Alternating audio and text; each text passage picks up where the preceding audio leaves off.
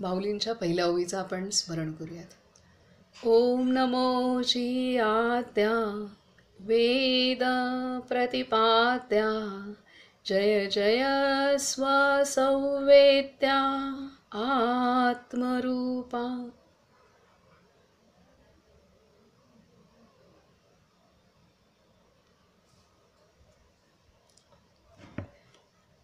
सर्वांना नमस्कार. काल आपणाला बाबा मुक्तानंदांनी सिद्धपीठाचं महत्त्व सांगितलं की सिद्धपीठाच्या इथे सर्व महान विभूती त्या परंपरेच्या आणि जी महान विभूतीने तिथं साधना केलेली असते तर तिचं तिथे वास असतो आणि सर्वच महान विभूतीचं तिथे अस्तित्व असतं. आणि त्यामुळे अशा सिद्धपीठाच्या ठिकाणी आपण गेल्यानंतर तिथे अनेक साधक आपल्याला भेटतील आणि त्यामध्ये सुद्धा काही कमी जास्त स्वभावात किंवा वागण्यात आपल्याला पाहायला मिळेल. तर तसं जरी मिळालं तरीसुद्धा आपली भावना सर्वांच्या प्रती ही असणं आवश्यक आहे की प्रत्येकाच्या आतमध्ये तेच सद्गुरु तत्व अनुग्रहाच्या रूपाने वास करत आहे. त्यामुळे कोणीही कसंही वागलं तरी आपली दृष्टीवृत्ती कायम स्वच्छ शुद्ध ठेवणं आवश्यक आहे. त्याचबरोबरीने आपली ही पण जबाबदारी आहे की माझ्या आतमध्ये ते सद्गुरु तत्व किंवा ती परमात्मा शक्ती वास करत आहे. त्याच्यामुळे मी तिथे त्या सिद्धपीठाच्या ठिकाणी मी त्या दृष्टीने वागणं आवश्यक आहे. माझे जे निंबाळला आश्रम आहे तिथं कायम तिथं जेव्हा सुरुवातीला अनुग्रह झाला होता तर त्यावेळेला तिथं माझे जे आयुर्वेदातले गुरु आहेत आणि त्यांचे काका जे आता 83-84 वर्ष वयाचे आहेत, अत्यंत उच्च कोटीचे साधक आहेत, साक्षात्कारी म्हणजे खूप अनंत साक्षात्कार त्यांना आहेत आणि खूपच डॉक्टर आहेत व्यवसायाने. तर त्यांनी कायम असं पक्क केलेलं होतं त्यावेळेला, एक 14-15 वर्षांपूर्वीची गोष्ट आहे. तर त्यावेळेला कायम की आपण कोणाचे पुत्र पौत्र आहोत, कोणाचे आपण पुत्र आणि नातवंड आहोत, ह्या कुठल्या परंपरेतून आपण आलेलो आहोत ह्याचा कायम विचार ठेवला पाहिजे की आपले म्हणजे जसं आपण आपल्या आचरण आपल्या व्यवहारात किंवा आपल्या ह्या जीवनात करत असतो त्यावेळेला कायम लक्षात ठेवतो की माझ्या कुठल्या कर्मामुळे माझ्या आईवडिलांचं मान खाली जाता कामा नये, हे कायम लक्षात ठेवतो. त्याचप्रमाणे मला काकांचे ते शब्द आणि तो वेग, म्हणजे मी आता फार हळू आवाजात बोलते पण माझी जो आत्ता आवाज आहे त्याच्यापेक्षा आत्ताही माझा आवाज वाढला आहे नेहमीपेक्षा, परंतु काकांचा जो आवाज जो इतका मृदू कोमल आवाज, पण जेव्हा ते जाणीव करून द्यायचे की आपण कोणाची मुलं आहोत, कोणाची नातवंड आहोत, आपली गुरुपरंपरा काय आहे, ती कुठून आली, कशी आली, तर आपलं आचरण कसं असलं पाहिजे हे कायम लक्षात ठेवलं पाहिजे. कारण आपण जसे आचरण करतो त्यानुसार आपल्या सद्गुरूंचा सन्मान आणि त्यांचा सन्मान किंवा त्यांचा अपमानाला आपण कारणीभूत असतो, हे खूप असं पक्क बिंबवलंय अक्षरशः. तर ती जाणीव, ते वाक्य माझ्या कानात आणि काकांचा, कुमार काका म्हणतो आपण त्यांना, त्यांचा जो चेहरा आत्ताही माझ्यासमोर येत आहे. तर त्या पद्धतीने त्यांनी ती शिकवण दिली होती की जी आज बाबा मुक्तानंदांनी जे सिद्धपीठाच्या संदर्भात वर्णन केलेलं आहे त्यामुळे ती पुन्हा आठवली. आणि इथे बाबा मुक्तानंदांनी सांगितलेलं आहे की अशा पद्धतीने जेव्हा साधक साधना करू लागतो तेव्हा सत्वगुण वाढतो आणि सत्वगुण वाढल्यानंतर त्याच्यात तो सात्विक अहंकार येतो. मग अनेकांना वाटतं मी माझ्या सद्गुरूंच्या जवळ जास्त आहे, माझे सद्गुरू ऐकतात किंवा हे सगळं किंवा इतर साधकांपेक्षा मी खूप पुढे गेलेलो आहे. तर अशा रीतीने राग द्वेष ईर्ष्या हे सर्व काही येतं. तर हे आल्यानंतर त्या साधकाला मग नंतर अनुभूती कमी होऊ लागतात आणि त्याचं त्यामध्ये पुढे प्रगती मंदावते, हे स्पष्ट आपल्याला दिलेलं आहे.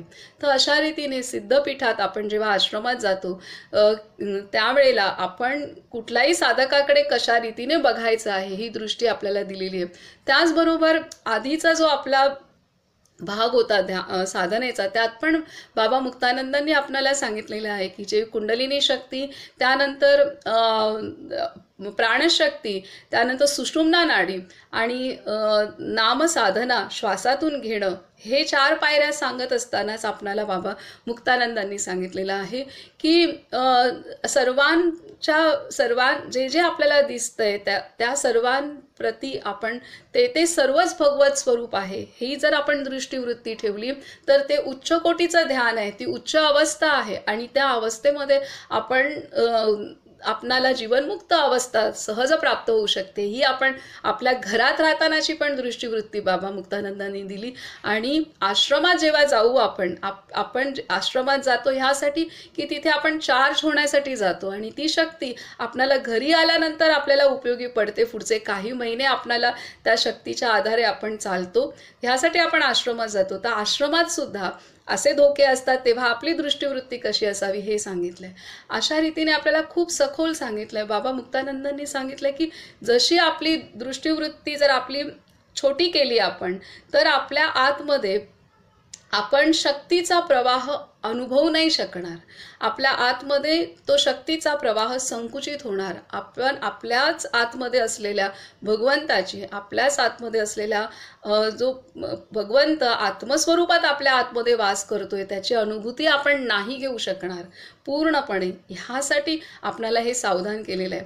आता हे चिंतन करत असताना असं जाणवलं की आपलं घर सुद्धा, का आपलं घर सिद्धपीठ होऊ नये किंवा आपल्या घरात आपण का तसं राहू नये. म्हणजे आश्रमात तर आपण जायचंच आहे, परंतु आपण इतर वेळेसुद्धा आपलं घर, आपलं वास्तव्य त्या महान विभूतींना, त्या तर सर्वत्र वावर करत असतात, चराचरात त्या आहेत आणि वास करत असतात, पण माझ्या घरात पण त्यांना डोकवावंसं वाटावं असं आपण जर केलं आणि त्यासाठी आपण आपल्या मनाचा छोटेपणा सोडून जर कायम आपण आपलं मन व्यापक ठेवलं, कायम प्रेमयुक्त ठेवलं, कायम श्रद्धायुक्त ठेवलं, तर आपण आपलं घरसुद्धा सिद्धपीठ होऊ शकतं. आणि मला असं वाटतंय आपण सर्वजण ज्ञानेश्वरीपासून त्यामध्ये थोडे थोडे यशस्वी होत आहोत. म्हणूनच ही कृपा आपल्यावरती अखंड बरसत आहे. नक्कीच सर्वांचंच झालंय ते शक्तिपीठ, थोड्या थोड्या प्रमाणात का होईना, त्यामुळे ही कृपा आहे.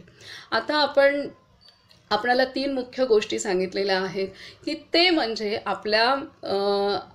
आपल्याला बाकी कोण काय करतंय, घरात असो, आश्रमात असो किंवा व्यवसायात असो किंवा नात्यात असो, कशातही असो, आपण तिथे चिंतन न करता आपलं चिंतन कशात असलं पाहिजे, तर माझ्या आत्मशक्तीकडे, माझ्या सद्गुरू कृपाशक्तीकडे आणि माझ्या साधनेच्या संगतीकडे माझं चिंतन कायम असलं पाहिजे, बाकी कशाकडेच नाही. हे 3 गोष्टी सांगितल्या आहेत पथ्य, की माझं आत्मचिंतन, गुरुकृपाशक्ती, आत्मशक्ती, गुरुकृपाशक्ती आणि साधनेची संगती. मग ती साधनेची संगती आपणाला स्वाध्याय असेल किंवा नामसाधना असेल किंवा श्वासाची साधना असेल, अशा विविध पद्धतीने आपण ती संगती घेऊ शकतो. नवविधा भक्ती सांगितलेत, मनन, चिंतन, श्रवण, कीर्तन, नामसाधन, निवेदन, आत्मपरीक्षण करणं, हे सर्व साधनाचे मार्ग आहेत. तर ह्यानुसार आपण संगती त्यात राहणं, हे 3 मुख्य गोष्टी सांगितल्यात. आता आपण पुढचं वाचूयात काय आहे ते. पुढे बाबा सांगतायत,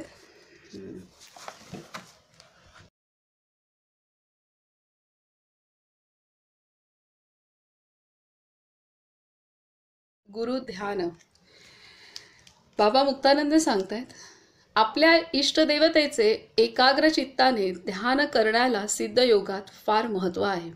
परमगुरूंनी अंतरशक्ती जागृत केली, मंत्र दिला, आसन शिकवले. आता सूर्योदयापूर्वी उठून स्नान करून शांतीपूर्वक ध्यान करा. पूर्वाभिमुख होऊन किंवा इतर कोणत्याही दिशेकडे मुख असले तरी त्या दिशेला सुद्धा श्यामकृष्णाचाच वास आहे या भावनेने शांत चित्ताने आसनस्थ बसा. इथे देत आहेत की सूर्योदयापूर्वी उठून स्नान करून शांतीपूर्वक ध्यान करा.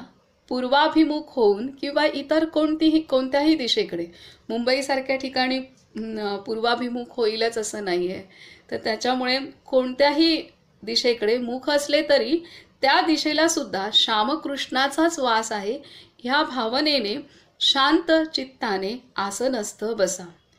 त्या पारमेश्वरी अनुग्राहिका शक्तीचे स्मरण करा. मंत्राचे स्मरण करा.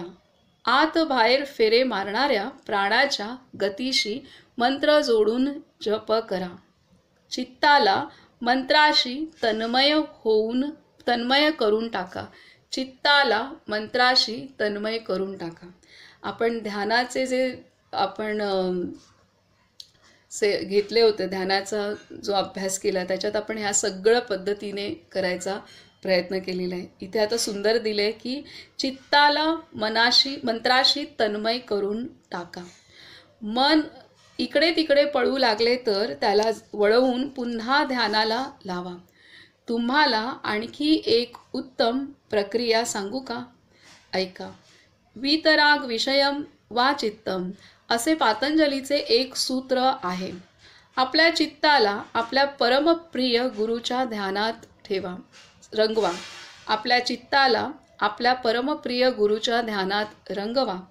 सिद्धयोग किंवा कुंडलिनी योगाचा हा प्राण आहे.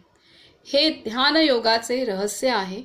आत्मलाभाची ही गुरुकिल्ली आहे. ध्यान करण्याच्या अगोदर हे खूप मुख्य सांगितलेलं आहे की आपल्या गुरूंना सोबत घेऊन आपलं चित्त पूर्ण गुरुमय करून आपण ध्यानाला, मंत्र साधनेला किंवा नामसाधनेला, नामजपाला सुरुवात करायची आहे. गुरु मग ते पुढची सगळ्यात ताबा घेऊन आपले अडथळे कमीत कमी येतील ह्याची दक्षता, कारण ते आतमध्ये आपण सुरक्षा कवच घेतलेलं आहे चित्तामध्ये. तर इथे हे दिले की ही गुरुकिल्ली आहे. पुढे सांगतायत, मनुष्य ज्या ज्या वस्तूचे ध्यान करतो तदनुरूप तो बनत जातो. एखादी गोष्ट हृदयात घर करून राहिली की त्या गोष्टीशी मनुष्य तन्मय होऊन जातो. सिद्ध गुरुचे ध्यान करणे फार सोपे असते, कारण आपण श्री गुरूंचे स्वरूप नखशिकांत पाहिलेले असते. त्यांना वारंवार भेटलेले असतो, त्यांच्या बरोबर फिरलेले असतो, त्यांच्या मुखातून अनेक विधिविधाने श्रवण केलेली असतात. मस्त योगिक क्रिया, उच्च तत्वज्ञानाच्या गोष्टी, नाना प्रकारच्या वैचित्र्यपूर्ण साधनांचे ज्ञान, अनेक संत महात्म्यांची चरित्रे आपण गुरूंकडून ऐकलेली असतात. आपल्या मानससृष्टीत भरून राहिलेल्या या साऱ्या गोष्टी स्मरण करताच किंवा कधीकधी स्मरण न करताही आपल्यासमोर उभ्या राहतात. हा सर्वांचा अनुभव असतो. एकदा माझ्याकडे एक तरुण मनुष्य आला. मला म्हणाला, बाबा, मी फार उदास झालो आहे. माझं समाधान करा. माझं एका मुलीवर प्रेम होतं. आम्ही एकमेकांना पसंत पडलो होतो आणि आमच्या लग्नाच्या आनाभाकाही झाल्या होत्या. परंतु लग्न नक्की होत असतानाच मोडले, कारण मध्यंतरीच्या काळात त्या मुलीने दुसऱ्याच कोणाला तरी पसंत करून त्याच्याशी लग्न करून टाकले. त्यामुळे मी फार दुःखी झालो आहे. मला हे दुःख असह्य झाले आहे. मी म्हटले, अरे, यात इतके मनाला लावून घेण्यासारखे काय आहे? तू पण एखादी दुसरी मुलगी बघून तिच्याशी लग्न करून टाक. तो म्हणाला, हे ठीक आहे बाबा, पण ती मुलगी माझ्या मनात इतकी भरली आहे की कितीही प्रयत्न केले तरी तिची मूर्ती काही मनातून हालत नाही. मी विचारले, पण तू तिची इतकी आठवण का करीत बसतोस? तो म्हणाला, मी मुद्दाम थोडीच आठवण करतो आहे. ती आपोआप मनात येत राहते. माझ्या प्रेयसीची मूर्ती एकसारखी डोळ्यांसमोर उभी राहते. वा वा, काय सुंदर बोलला. बाबा म्हणतात, वा वा, काय सुंदर बोलला. त्याने त्या मुलीचे विधिविधानपूर्वक दीर्घकाल अनुष्ठान केलेले नव्हते. तिच्या अंगप्रत्यंगाच्या बीजमंत्राचे ध्यान केले नव्हते. कोणाही सिद्ध महात्म्यांकडून तिच्या नामाचा मंत्रही घेतला नव्हता. तरी पण तिची मूर्ती काही त्याच्या मनातून जात नव्हती. उलट ती कशी घालवावी याचा उपाय विचारण्यासाठी तो माझ्याकडे आला होता. संगतीचा परिणाम कसा होतो ते पहा. आपण एखाद्याला आपल्या हृदयात प्रेमाने स्थान दिले की मग प्रयत्न करूनही त्याला बाहेर काढता येत नाही. मनातून चालता हो असे म्हटले तरी ते जात नाही. प्रेमयुक्त ध्यानाचे फळ असे असते. मग तुम्ही अशाच प्रेमाने आपल्या गुरुदेवांचे ध्यान का करीत नाही? एकदा त्यांचा तुमच्या हृदयात प्रवेश झाला की ते तिथे मूर्तिमंत प्रगट होऊन बसतील. मग कितीही प्रयत्न केलात तरी बाहेर पडणार नाहीत. जगातले सारे संसारी लोक माझ्याकडे येऊन रात्रंदिवस एकच गाणे गातात, बाबा माझं ध्यान लागत नाही. ध्यानाला बसलो रे बसलो की संसाराच्या गोष्टी समोर येऊ लागतात. ते ऑफिस, ती फॅक्टरी, ती मुले बाळे. काय करू, फार त्रास होतो, ध्यान लागतच नाही. मी म्हणतो, अरे ध्यान तर छान लागतं तुमचं. आतून ऑफिसचं स्फुरण होणं हे ध्यानच आहे. कारखान्याचं स्फुरण होणं हा ध्यानाचाच एक भाग आहे. ध्यानात तुम्हाला आपल्या मुलाबाळांचंही दर्शन होतं. आपल्या साधनेचं एवढं फळ मिळालं तरी तुमचं समाधान होत नाही. व्यावहारिक जीवनात जी साधना तुम्ही आवडीने केली, ज्या ज्या गोष्टी प्रेमाने हृदयाशी घट्ट धरल्या, ज्या ज्या गोष्टींचे चिंतन केले, त्या साऱ्याचे हे फळ तुम्हाला मिळते आहे. कधी कारखान्याचं दर्शन, कधी ऑफिसचं दर्शन, कधी मुलाबाळांचं दर्शन इतकं होत असून सुद्धा त्याला तुम्ही ध्यान नाही समजत. पहा बाबा, माझी पण अशीच गती आहे. मी गुरु नित्यानंदांचं ध्यान केलं, साधनेच्या साऱ्या अंगांवर प्रेम केलं.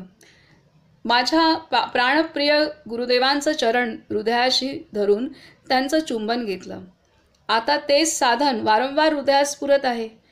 त्यांचा मुद्दाम विचार केला नाही तरी अंतरात गुरुदेव गुरुदेव असा जप उमटत असतो.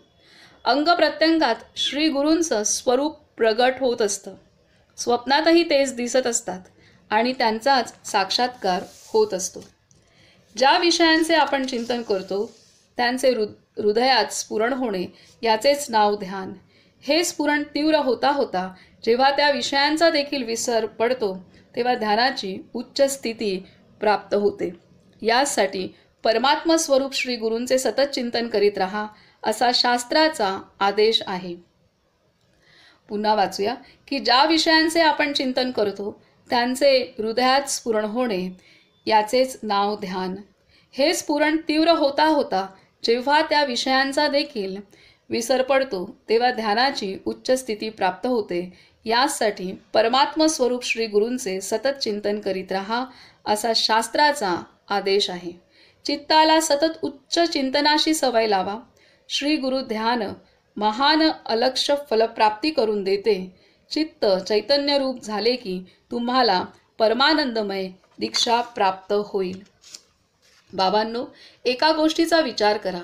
मोठे मोठे तत्वदर्शी महात्मे साऱ्यांना ध्यानच करण्याची प्रेरणा का देत आले?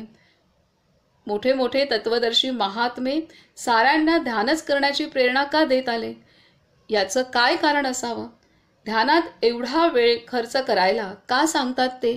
लक्षात ठेवा, ऋषीमुनींचा उपदेश योग्य आहे, यथार्थ आहे, प्राणीमात्रांना मंगलप्रद आहे, सर्व प्रकारे कल्याण करणारा आहे, व्यवहारात परमार्थ उतरविण्यासाठी आहे. ते आपल्याला विश्वात रामदर्शन आणि रामात विश्वदर्शन घडवितात. संसारात सुखप्राप्तीचे मूळ साधन चित्त.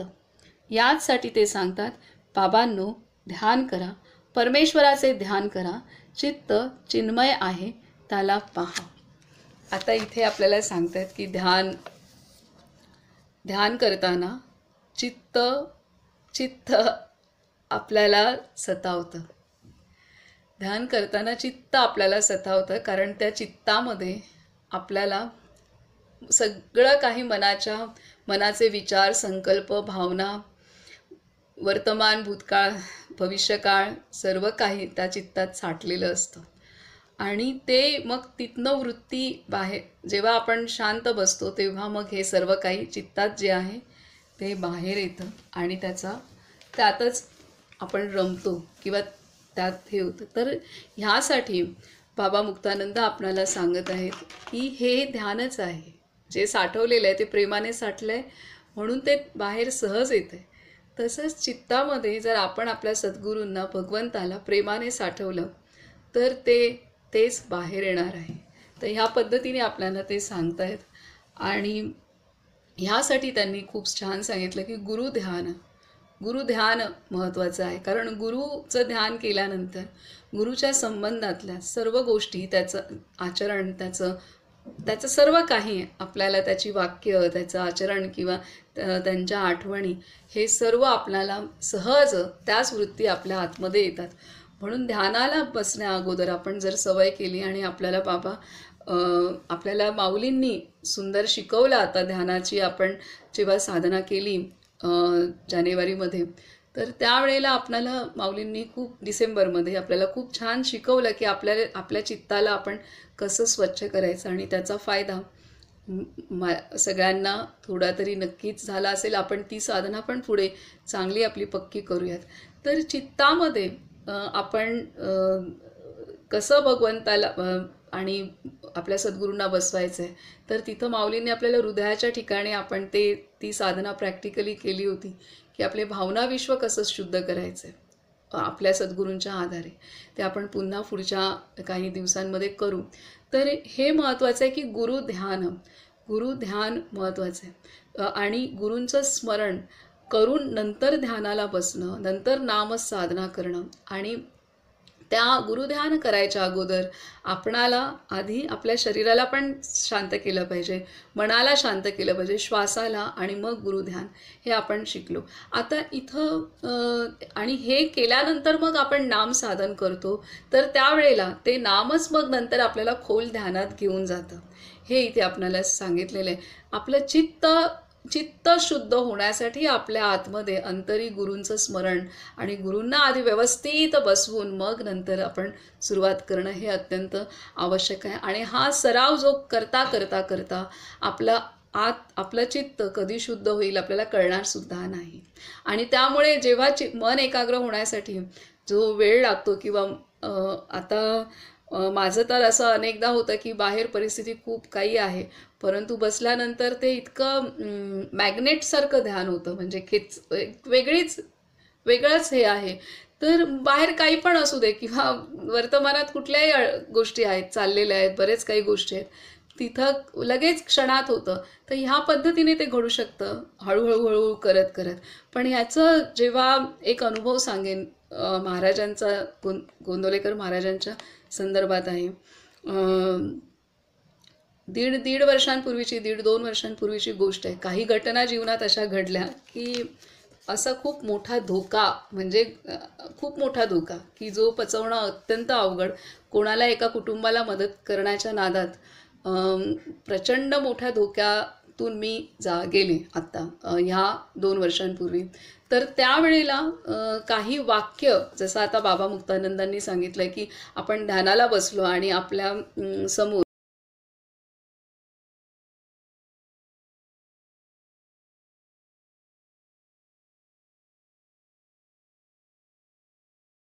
एक असा अनुभव सांगते की जेणेकरून आपल्याला त्याचा प्रॅक्टिकल आपण उपयोग करू शकतो, तर ह्यासाठी शेअर करते. तर असे एक खूप प्रचंड मोठी घटना काही महिने, 5-6 महिने असं खूप चालू होती. ती घटना अत्यंत म्हणजे एका कुटुंबाला मदत करण्याच्या नादात मीच ट्रॅप झाले होते पूर्णतः. आणि त्यामध्ये मग ते जेव्हा सद्गुरूच कृपा की त्याच्यामुळे मी वाचले आणि सगळं काही. पण त्यावेळेला मला असं झालं की काही वाक्य मला कानात यायची सतत की आपण त्या वाक्यांवर विश्वास ठेवला आणि मदतीला धावून गेलो, परंतु ती वाक्य ही पूर्णतः आपल्याला खरंच वाटतं सगळं. तर त्याच्यामुळे मलाही तसंच वाटलं आणि त्या वाक्यांवर भरोसा ठेवून किंवा त्या वाक्यांच्या, म्हणजे जर समोरनं कोण म्हणतंय की मला मदत पाहिजे तर आपण देणारच ती. जणू तसंच काही होतं की समोरनं मदत मागितली होती आणि म्हणून मी देण्याचा प्रयत्न केला. आणि त्याच्यात खूप काही गोष्टी फार, म्हणजे आपण कल्पना नाही करू शकत तेवढ्या गोष्टी मी पाहिल्या, अनुभवल्या. आणि भगवंताची कृपा म्हणूनच मी बाहेर तरुण गेले, वाचले. आणि तर नंतर पण मग मला नंतर सतत 3-4 महिने कानावर वाक्य यायची अशी, आणि माझं त्यातनं हो म्हणजे फारच वाटायचं की आपण कसा विश्वास ठेवला. मला समोरच्या कुटुंबाचा किंवा त्या व्यक्तींचा काही राग द्वेष नाही आला की आपल्याच कुठल्या तरी अनंत जन्मातलं कर्म आहे, तो हिशोब आपल्याला पूर्ण करायचा आहे, त्यामुळे ते तसं बुद्धी किंवा हे आहे हे झालं. पण ती वाक्य सत्वत होती फार फार म्हणजे फार. तर त्यावेळेला साधारणतः 3-4 महिने हा खेळ चालला. म्हणजे त्याच्यानंतर मला असह्य झालं. मग त्याच दरम्यान माझं गावी जाणं झालं. आयुर्वेदाचं एक काम हे होतं सांगलीत. सेमिनार होता. मग आम्ही तो झाल्यानंतर मी तिथून निघतानाच विचार केला की गोंदवलेला जायचं. ती माझी पहिली गोंदवल्याची भेट होती आणि 2 वर्षांपूर्वीची. तर तेव्हा मग तिथं, कारण मला माझ्या गुरूंच्या आश्रमात सोलापूरला जाणं लांब होतं, ते शक्य नव्हतं. म्हणून मी म्हटलं मला पीठाकडे जायचंय, जे आता आपल्याला सिद्धपीठ सांगितलं बाबा मुक्तानंदांनी. मग मी गोंदवलेला माझं पहिलं भेट महाराजांशी, आणि मी तिथे आईबाबांना घेऊन गाडी करून आम्ही दुसऱ्याच दिवशी गेलो गोंदवलेला. म्हणजे सांगलीतला प्रोग्राम झाल्यानंतर सांगलीतून गावाकडे येत असताना मी फायनल केलं आता आपल्याला दुसऱ्या दिवशी जायचंय. आणि तिथे महाराजांच्या इथे समोर, मग समाधीच्या इथे प्रार्थना हे करत होती. मला तिथे समाधीच्या समोर दरवाजामध्येच पादुकांच्या इथे त्यांना पहिलं माझी भेट महाराजांशी, की तिथे पाहिल्यानंतर मला माझी पूर्ण गुरुपरंपरा जाणवली. म्हणजे गुरुदेव, त्यानंतर भाऊसाहेब महाराज, निंबर्गी महाराज, महाराजांच्या इथे समाधीच्या इथे मला ते पूर्णतः स्मरण ते झालं. आणि मग महाराजांना प्रार्थना करते की महाराज, हे सगळं मला असह्य होतंय, असं जे काही घडलंय ते मला असह्य होतंय, मी दूर करा म्हणणार नाही, पण मला शक्ती द्या. तुम्हालाच सांगते, महाराजांना जी प्रार्थना केली, सद्गुरु तत्व कसं एक असतं, ती जी प्रार्थना करता करताच ते गेलं. म्हणजे जे मी आता आठवून सुद्धा मला वाक्य आठवणार नाहीत, हे त्या क्षणाला झाले, त्या महाराजांच्या समाधीच्या समोर पादुकांच्या इथे. तर हे आहे की गुरुध्यान किंवा गुरूंना शरण जाणं, किंवा आपल्याला जसं आता आईला आपण सांगतो की मला मदत कर, ती लगेच देऊन टाकते ना, तसंच ते आहे. म्हणजे हे चित्त माझं, काय घटना, काय प्रोसेस आहे मला नाही माहिती, परंतु हे महान विभूती यांच्याकडे ही ताकद असते की ते आपलं चित्त आहे, ते आपलं चित्त आपल्या कोणत्याही परिश्रमाशिवाय, आधी माझे परिश्रम चाललेच होते, 3-4 महिने खूप काही केले परिश्रम, परंतु ते येत होतं सतत. पण हे प्रार्थना केल्यानंतर प्रार्थना संपायच्या आत ते गेलेलं आहे, हे प्रत्यक्ष अनुभव आहे. आणि त्यानंतर माझ्याकडून प्रचंड सेवा घडल्या की ज्या मला माहिती आहे की ज्या भगवंताने करून घेतल्यात. मग आयुर्वेद असो, अग्निहोत्र असो किंवा अध्यात्म असो, ह्या म्हणजे ही घटना आहे. तर हे चित्त शुद्ध करणं, हे कुठलंही काही असो, आता आपण सगळे व्यवस्थित आहोत, सगळे चांगल्या ह्याच्यात आहोत, परंतु जेव्हा कधी कुठली घटना काय असेल माहीत नाही, कोणाच्या जीवनात कसं काय असेल, तर तेव्हा गुरुध्यान हे महत्त्वाची गोष्ट आहे. तर आता आपण पाहूयात की बाबा मुक्तानंद सांगतायत चित्त याविषयी. म्हणून जे काही येत आहे ध्यान करत असताना, झोप येते किंवा काही आठवणी येत आहेत किंवा काही भविष्याचं वाटतंय किंवा भूतकाळ वाटतंय, येऊ द्या, पण त्याचबरोबरीने आपल्या घाबरून न जाता आपल्या अंतरी आपण धावा आपल्या सद्गुरूंशी केला पाहिजे. आणि मग तो करत करत ह्या सगळ्या गोष्टी निघून जातात. आपली आर्तता किती आहे हे पण महत्त्वाचं आहे, पण ते आपल्याला मदत करतात. आणि आपण त्याच्या संदर्भात पुढे जातो नक्की, हा पण आपण वाचूया, करूया. तर हे का त्यांनी गुरुध्यान सांगितलंय, कारण आपण जे आपल्या ध्यानाला बसतो आणि जे काही येतं बाहेर त्याचं ध्यानच केलेलं आहे आपण. मग एखाद्या व्यक्तीचं असेल, एखाद्या जागेचं असेल, एखाद्या संपत्तीचं असेल, एखाद्या कामाचं असेल, तर हे ध्यान केलंय म्हणून ते वरती येत आहे. मग म्हणून गुरुध्यान केलं तर आपणाला आपलं चित्त शुद्ध होण्यासाठी फास्ट मदत होते. तर आता इथे सांगतायत, आता चित्ताचं महत्त्व सांगतायत. चित्त मानवी जीवनात परमेश्वर प्राप्तीची अनेक प्रकारची साधन संपत्ती उपलब्ध आहे, पण या साऱ्या साधन संपत्तीमध्ये चित्त ही एक सर्वश्रेष्ठ संपत्ती आहे. खूप महत्त्वाचे दिले, मानवी जीवनात परमेश्वर प्राप्तीची अनेक प्रकारची साधन संपत्ती उपलब्ध आहे. परमेश्वर प्राप्त करून घेण्यासाठी सर्व साधन आहेत, मन, बुद्धी, चित्त, अहंकार, बाकी नाम जप सर्व काही, किंवा भगवंत किंवा गुरु, हे सर्व आपल्याला साधन आहेत की त्यांच्या आधारे आपण भगवंत प्राप्ती करू शकतो. तर तिथे दिलंय बाबा मुक्तानंद सांगतात, पण या साऱ्या साधन संपत्तीमध्ये चित्त ही एक सर्वश्रेष्ठ संपत्ती आहे, अनमोल संपत्ती आहे. जगात आपल्याला सर्व काही मिळू शकेल, पण चित्त मात्र एकदा नष्ट झाले की ते पुन्हा प्राप्त होणे महा कठीण. चित्त गेले की गेलेच, पुन्हा प्राप्त होणार नाही. यासाठीच आमच्या आर्य संस्कृतीने चित्त मजबूत, दृढ, निर्मल, शक्तिशाली आणि दीर्घकाल सत्य स्फुरणयुक्त बनविण्यासाठी उपासना मार्ग सांगितला आहे. मंत्रपाठ, स्तोत्रपाठ, ईशचिंतन वगैरे उपासना हे चित्त पूजनच आहे. एकदा एक बडे उद्योगपती माझ्या गुरुदेवांकडे नित्यानंद बाबांकडे आले होते. त्यांना सांभाळण्यासाठी त्यांच्याबरोबर 2 नोकर, 2 परिचारिका आणि 1 डॉक्टर इतकी मंडळी होती. 2 नोकर, 2 परिचारिका म्हणजे सिस्टर्स आणि नर्स आणि 1 डॉक्टर इतकी मंडळी होती. कारण शेठजी मनोरुग्ण किंवा नष्टचित्त झाले होते.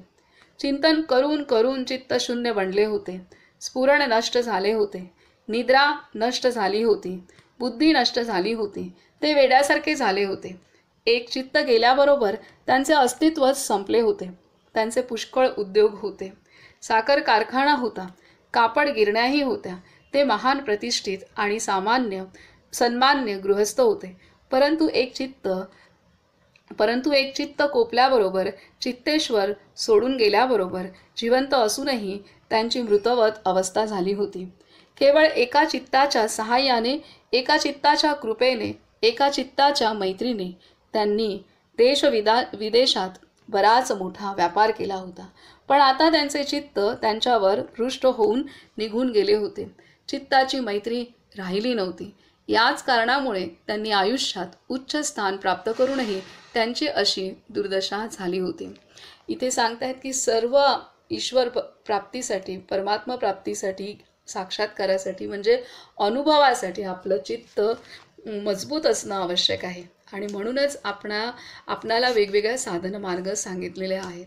आणि ह्या चित्ताच्या आधारेच आपण आपल्या जीवनातल्या सर्व काही प्राप्ती आपण साध्य करू शकतो. जसं आता ह्या उद्योगपतीने केल्या. आणि ते चित्त गेल्यानंतर त्याची अवस्था अत्यंत बिकट झाली.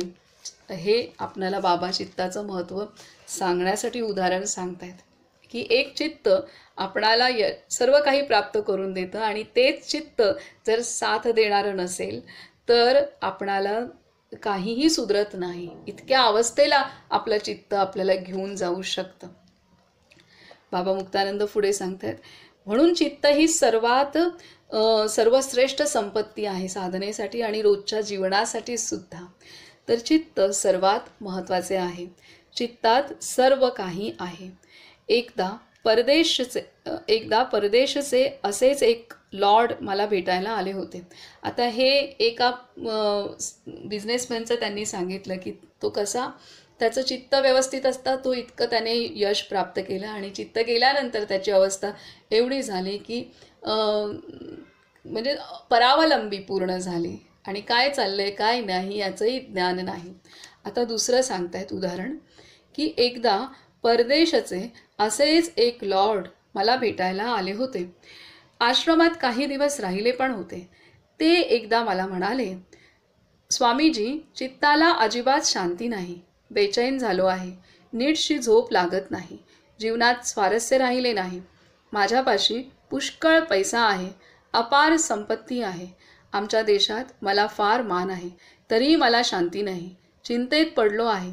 इतका चिंताग्रस्त का झालो आहे ते समजत नाही. आपण तरी कृपा करून काही उपाय सांगा. भारतामध्ये ध्यानाला फार महत्त्व आहे असे समजल्यावरून आलो आहे. येता येता दिल्लीत एका संत माताजींची भेट झाली. त्यांचे पाशी थोडा सत्संग झाला. फार प्रसन्न वाटले. त्या माताजींनी आपल्याबद्दल माहिती दिली आणि मला आपल्याला भेटायला सांगितले. माझं चित्त शांत, स्थिर आणि स्फूर्तियुक्त होईल असं काही साधन मला आपण सांगा. यावरून चित्ताची किंमत किती मोठी आहे याची तुम्हाला कल्पना येईल. आता इथे दुसरं उदाहरण देत आहेत की ही व्यक्ती जी आहे ही परदेशातली उच्च खूप नामांकित सर्व काही व्यक्ती आहे. परंतु तिचं चित्त शांत नाही हे तिला कळलं आहे. म्हणजे ती भाग्यवंत आहे की तिला जाणीव होते आणि त्यावर उपाय करण्याची तरी तिला प्रेरणा होते. आणि म्हणून ते भारतात येतात की भारतात मला माझं चित्त शांत होऊ शकेल असा मार्ग किंवा असं मदत मला भारतातले महात्मे मला देऊ शकतात. म्हणून ते आले होते आणि तिथे एका दिल्लीत एका माताजींना भेटल्यानंतर त्यांनी बाबा मुक्तानंदांकडे ह्यांना पाठवलं. बाबा मुक्तानंदांचं कार्य भारतात तर झालंच आहे, पण भारताबाहेर बाबा मुक्तानंदांनी खूप जणांना म्हणजे खूप शिष्य आहेत बाबा मुक्तानंदांचे. आणि अनेकांची कुंडलिनी शक्ती जागृत करून त्यांचे खूप उच्च कोटीचे साधक आहेत आणि खूप निर्मल मनाचे आहेत, मोकळ्या मनाचे. हे काही साधकांना भेटले मी, तर खूप सुंदर कार्य आहे त्यांचं. आता इथे हे उदाहरण सांगितल्यानंतर बाबा मुक्तानंद म्हणतात, यावरून चित्ताची किंमत किती मोठी आहे याची तुम्हाला कल्पना येईल. चित्ताला सामान्य समजू नका. चिती किंवा चित्प्रकाश यांच्या संकोच दशेलाच चित्त म्हणतात. प्रत्यभिज्ञा हृदयम या ग्रंथात चैत्य संकोचिनी चित्तम असं एक सूत्र आहे. न चित्तम नाम अन्यत किंचित अपितु सैव भगवती तत् असे त्यावर भाष्य आहे. प्रत्यक्ष भगवती म्हणजे भगवती चिती कुंडलिनीच चित्त बनली आहे. चित्ताच्या सहाय्यानेच हे समस्त विश्व निर्माण झाले आहे. चित्ताच्या सहाय्यानेच व्यक्ती विशिष्ट जगात जीवाचा संचार चालत असतो. चित्त ही चितिशक्तीचीच एकच स्फुरणा आहे. चित्त प्रकाशरूप परमेश्वर अपार शक्तीचे भांडार आहे. ज्याप्रमाणे सूर्यनारायणाची अनंत किरणे त्याच्या कार्यासाठी त्याच्यातच एकरूप होऊन राहतात, त्याचप्रमाणे परमात्म्यामध्ये ती शक्ती अभेद रूपाने राहत असून अनंत प्रकारची अनंत कार्ये करीत असते. ही शक्ती कार्यपरित्वे भिन्न भिन्न रूपाने प्रकट झालेली असते, तरीसुद्धा ती निर्विकार आहे. म्यानात निष्क्रिय दिसत असलेली तलवार युद्धात जशी संहारकारिणी बनते, त्याच न्यायाने चिती देखील या जीवात्म्याला कर्मफल भोगविण्यासाठी म्हणजेच कर्मफल प्राप्त करून देण्यात मदत करण्याच्या निमित्ताने चित्त होऊन राहते. चित्ताला एक सामान्य वस्तू समजून त्याची अवहेलना करू नका.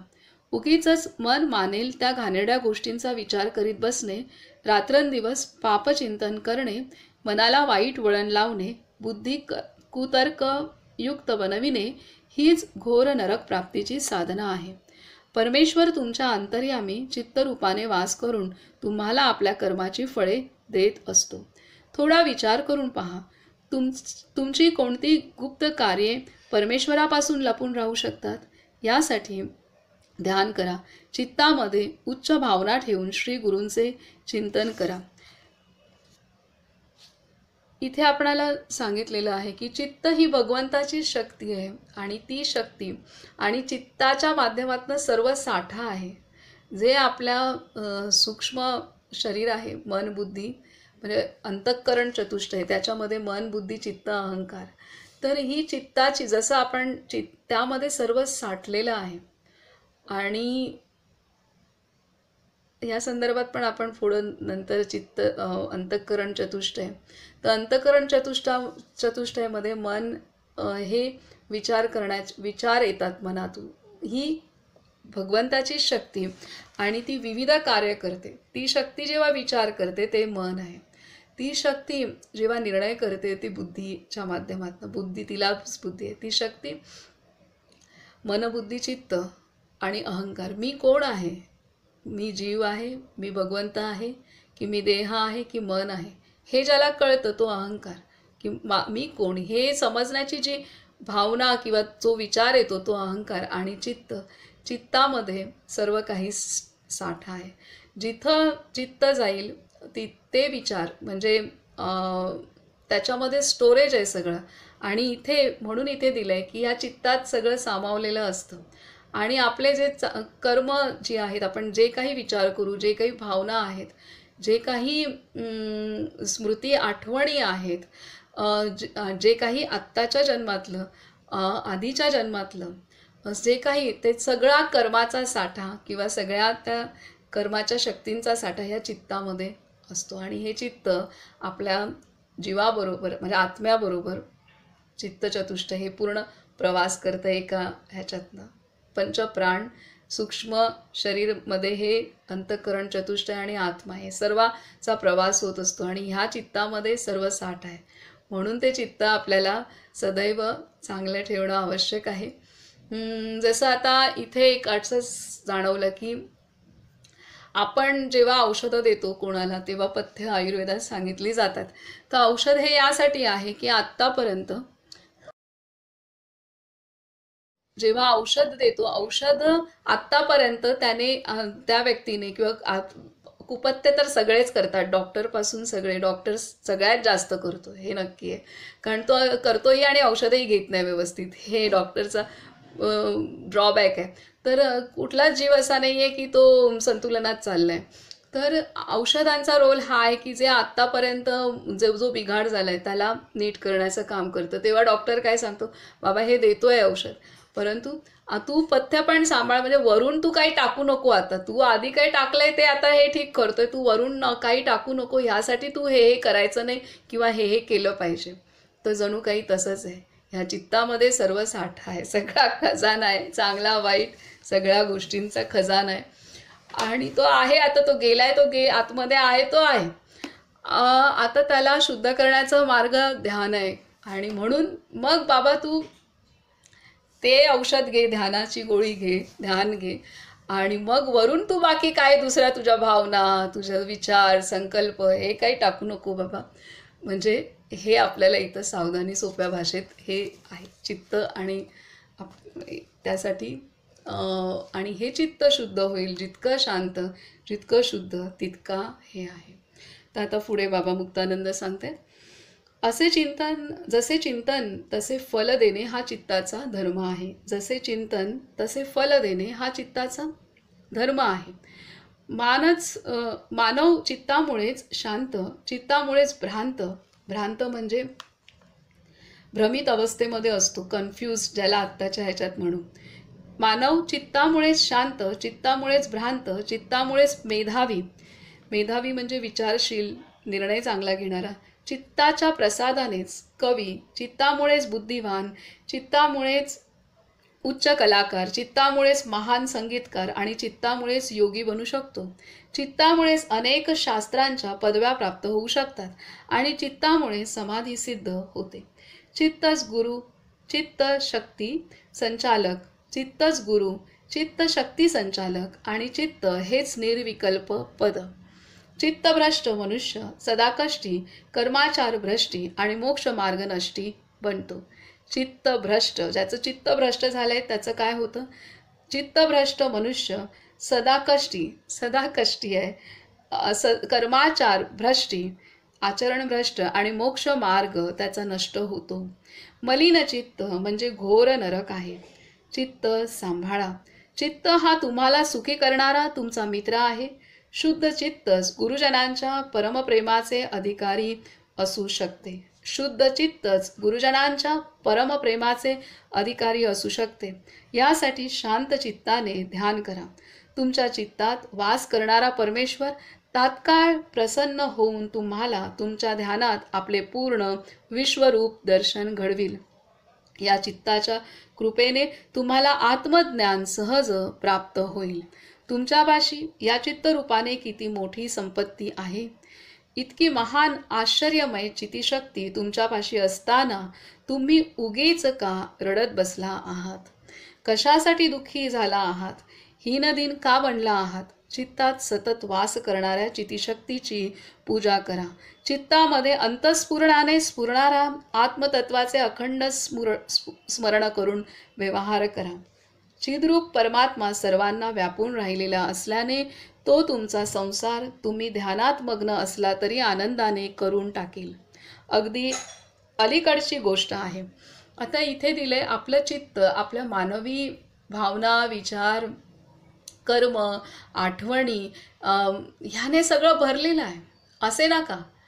पण ध्यान केला असता, आणि स्वाध्याय केला असता, आपण ज्या नवविधा भक्ती आहेत, मनन, श्रवण, चिंतन, आत्मनिवेदन, आपण आत्मपरीक्षण, हे सर्व करता करता ते चित्त शुद्ध होतं. आणि त्या चित्तामध्येच सर्व ज्ञान आहे आत्म्याचं पण, कारण ते चित्त ह्या शक्तीने निर्माण झालेलं आहे.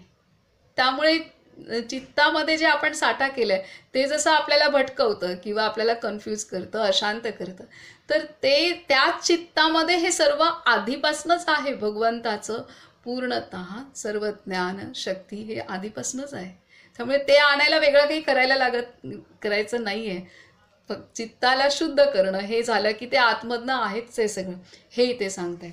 आता इथे सांगतायत पुढे, चिद्रूप परमात्मा सर्वांना व्यापून राहिलेला असल्याने तो तुमचा संसार तुम्ही ध्यानात मग्न असला तरी आनंदाने भरून टाकील. अगदी अलीकडची गोष्ट आहे. एका उच्च सात्विक आणि विद्वान घरचा मुलगा आपल्या आईबापांबरोबर आश्रमात येत असतो. एका उच्च सात्विक आणि विद्वान घरचा मुलगा आपल्या आईबापांबरोबर आश्रमात येत असतो. त्याचे आई आणि वडील दोघेही पवित्र आणि सदाचारी पुरोहित घराण्यातले आहेत. मुलगा आपोआप ध्यान करू लागला. ध्यान करता करता त्याच्या अंतर्शक्तीचा विकास होऊ लागला. तो मुलगा मोठ्या प्रेमाने मंत्रजप करीत असे. परमगुरु परमशिवाच्या शक्तीने संपुटित होऊन प्राप्त झालेला मंत्र हा केवळ मंत्रच नव्हे, तर एक महाहिमालय सार्वभौम गुप्त दिव्य शक्ती असते. परमगुरु परमशिवाच्या शक्तीने, परमशिव म्हणजे भगवंत, त्याच्या शक्तीने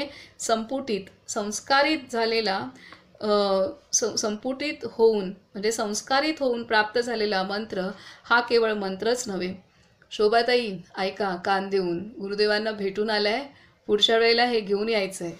परमगुरु परमशिवाच्या शक्तीने संपुटित होऊन प्राप्त झालेला मंत्र हा केवळ मंत्रच नव्हे, तर एक महिमालय सार्वभौम गुप्त दिव्य शक्ती असते. पुन्हा एकदा, परमगुरु परमशिवाच्या शक्तीने म्हणजे भगवंताच्या परमात्म्याच्या शक्तीने संपुटित होऊन प्राप्त झालेला मंत्र हा केवळ मंत्र नव्हे, तर एक महामहिमालय सार्वभौम गुप्त दिव्य शक्ती असते. ती शक्ती आहे महामहिमालय, म्हणजे जिची महिमा आपण करू नाही शकत. सार्वभौम गुप्त दिव्य शक्ती आहे ती. मंत्रामध्ये परमशिव आणि गुरु एकरूप होऊन वास करतात. मंत्रामध्ये परमशिव आणि गुरु दोघंही एकरूप होऊन वास करतात. म्हणूनच मंत्र चैतन्यमय असतो. त्यामध्ये सर्वज्ञत्वादी सर्व शक्तीचे बल असते. मंत्र हा सर्वज्ञ बलशालिनः. मंत्र जपता जपता त्या मुलाला, आता तो मुलगा आईवडिलांबरोबर आश्रमात जात असतो, तर मंत्र आणि त्याला ते ध्यानाची सवय लागली. आणि पुढे बाबा सांगतात की मंत्र जपता जपता त्या मुलाला ध्यानात अनेक प्रकारचे अनुभव येऊ लागले. छोटासा मुलगा, पण मंत्रस्फुरणाच्या महिम्याने त्याला ध्यानात मंत्रदेवतेच्या कृपेने काही काही भावी घटनांचे ध्यान होऊ लागले. एकदा त्याची परीक्षा जवळ आली असताना ध्यानात मंत्रदेवता प्रगट होऊन त्याला म्हणाली की, बाळा, तू मोटार अपघातात जखमी होणार असून तुला परीक्षेला बसता येणार नाही. बघा, एकदा त्याची परीक्षा जवळ आली असताना ध्यानात मंत्रदेवता प्रगट होऊन त्याला म्हणाली की, बाळा, तू मोटार अपघातात जखमी होणार असून तुला परीक्षेला बसता येणार नाही. आपल्या आईवडिलांना त्याने हा दृष्टांत सांगितला, परंतु तुला अभ्यास करायचा नाही म्हणून तू असल्या काल्पनिक गोष्टी बनवून सांगतोस असे म्हणून त्यांनी त्याची चेष्टा केली. परंतु तिसऱ्याच दिवशी त्याने सांगितल्याप्रमाणे घडून आले. त्याच्या उजव्या हाताला मोटार अपघातात इजा झाली आणि तो परीक्षेला बसू शकला नाही. उजव्या हातालाच इजा झाली, त्यामुळे लिहिता नाही येणार, तर परीक्षेला बसू शकला नाही. त्यानंतर आणखी एका आठवड्याने दुसरी एक आश्चर्यजनक घटना घडली. आपली एअरगन घेऊन तो आपल्या भावांबरोबर शेतावर राहायला गेला होता. पहाटे स्वप्नात मंत्रदेवता पुन्हा प्रगट होऊन म्हणाली, तुझ्या बंदुकीला मनुष्याचे रक्त हवे आहे. त्याने या गोष्टीकडे लक्ष दिले नाही. त्या दिवशी संध्याकाळी एअरगन घेऊन तो भावाबरोबर शेतात गेला. शेतावरून परत आल्यानंतर आपली बंदूक दोन्ही गुडघ्यात दाबून धरून तो खोलीचे कुलूप उघडू लागला. इतक्यात त्याच्या गुडघ्यांतून बंदूक निसटली. बाजूलाच उभ्या असलेल्या त्याच्या एका मित्राने ती सावरण्याचा प्रयत्न केला. तो अचानक तिचा घोडा दाबला गेला आणि बंदुकीची गोळी उडून त्याच्या छातीत घुसली. त्याच्या उजव्या फुफ्फुसाजवळ 2.5 इंच लांब जखम झाली, परंतु त्याची चित्तवृत्ती लेश मात्र ढळली नाही. तो ध्यानस्थ अवस्थेतच राहिला, अतिशय शांत आणि स्थिर राहिला. त्याला डॉक्टरकडे नेण्यात आले. वाटेत ध्यानदेवतेने त्याला पुन्हा दर्शन देऊन काही गुप्त रहस्य सांगितले. त्या घायाळ अवस्थेतही त्याने त्या गोष्टी एका पत्रात लिहून ठेवल्या आणि ते पत्र नंतर मला दिले. डॉक्टरांनी ऑपरेशन केले. त्याला झालेली जखम मोठी घातक ठरली असती, परंतु परशिवानेच त्याचे रक्षण केले होते. ऑपरेशन नंतर त्याच्या छातीत वेदना होऊ लागल्या, तेव्हा त्याला पुन्हा ध्यानाची तंद्री लागली. त्या तंद्रीत त्याला एक महात्म्याचे दर्शन झाले. त्या महात्म्याने त्याच्या छातीवरून हात फिरवताच वेदना थांबल्या. यावरून सांसारिक गोष्टीतही ध्यान किती उपयुक्त आणि आचरणीय असते ते तुमच्या लक्षात बंदुकीतली गोळी त्याला लागली आणि लागल्यानंतर किती म्हणजे त्याचं तरीसुद्धा तो शांतचित्त होता.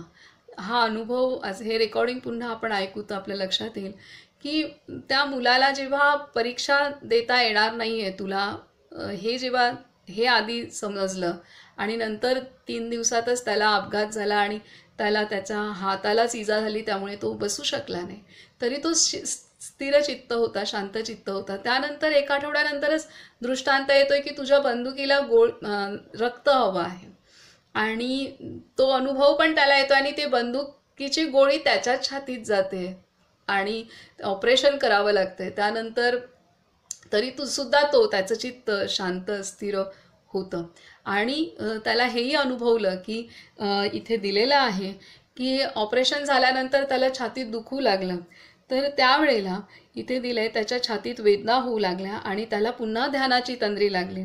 त्या तंद्रीत त्याला एका महात्म्याचे दर्शन झाले. त्या महात्म्याने त्याच्या छातीवरून हात फिरवताच वेदना थांबल्या. तर इथे अशा पद्धतीने अनुभूती आणि अशा अनेक साधकांच्या अनुभूती आहेत. गुरुदेवांची इच्छा झाली तर एक खूप मोठी अनुभूती व्यक्त करेन, त्यांची इच्छा झाली तर होईल काही दिवसांमध्ये, बघूया. तर इथे दिलंय की अशा सांसारिक गोष्टींमध्ये आपल्याला सद्गुरू मदत करतात.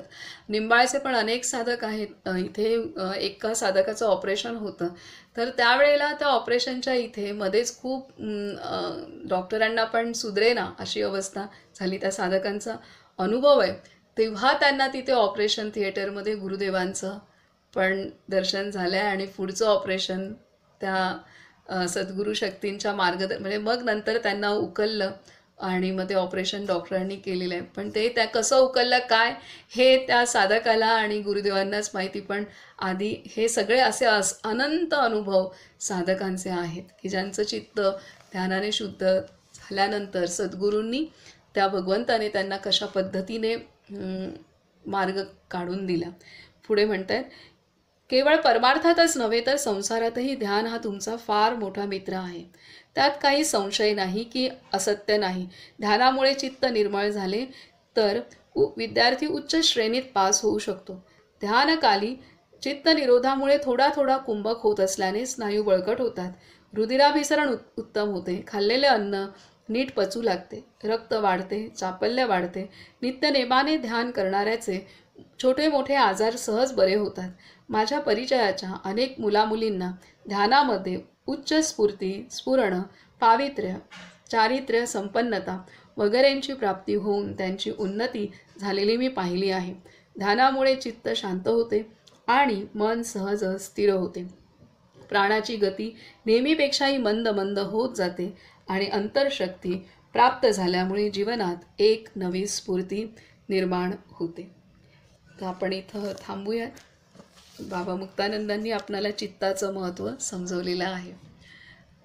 आपण पथ्य सांभाळून आपल्या चित्ताला स्वच्छ शुद्ध ठेवण्याचा प्रयत्न करण्याची शक्ती बुद्धी बाबा मुक्तानंदांकडे आणि सद्गुरू शक्तीकडे मागूया.